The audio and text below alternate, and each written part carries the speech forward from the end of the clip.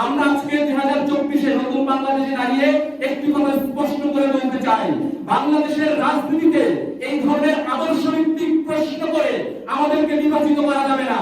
একজন রাজনীতিবিদ, একজন এলাকার এমপি, তিনি আসলে ইসলামপন্থী না বামপন্থী এই প্রশ্নটি করে মূলত যেই প্রশ্নটি এড়ানো হয় সেটি হচ্ছে তিনি কি দুর্নীতিবাজ কি দুর্নীতিবাজ না। যেই প্রশ্নটি এড়ানো হয় সেটি হচ্ছে তিনি কি এই দেশের জনগণের জন্য কাজ করবে কি করবে না। যেই প্রশ্নটি মূলত এড়ানো হয় সেটি হচ্ছে তিনি কি পরিবারতন্ত্র প্রতিষ্ঠা করবে নাকি এই দেশের সাধারণ মানুষের মধ্য থেকে নেতৃত্ব উঠে আসার রাস্তা খোলা রাখবে।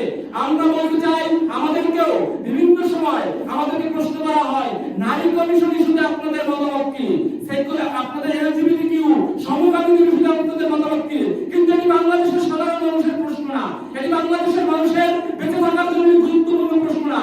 গুরুত্বপূর্ণ প্রশ্ন হচ্ছে তার যে জমি দখল হয়ে যাচ্ছে সেটি তিনি ন্যায় বিচার পাবেন কিনা।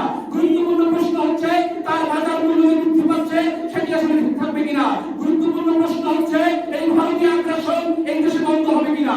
আমরা বলতে চাই, আগামী বাংলাদেশের রাজনীতি হবে জনমানুষের সেবা এবং জনমানুষের প্রয়োজন ভিত্তিক রাজনীতি।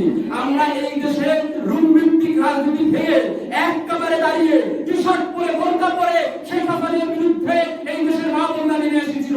কিন্তু আবার যারা ষড়যন্ত্র করছে এই টি-শার্ট পরা মাকে বোনকে আর এই বোরকা পরা মাকে বোনকে যারা আবার মিলিয়ে দিতে চাচ্ছে, যারা আবার এক পার্টির কাছে অপর পার্টিকে হত্যা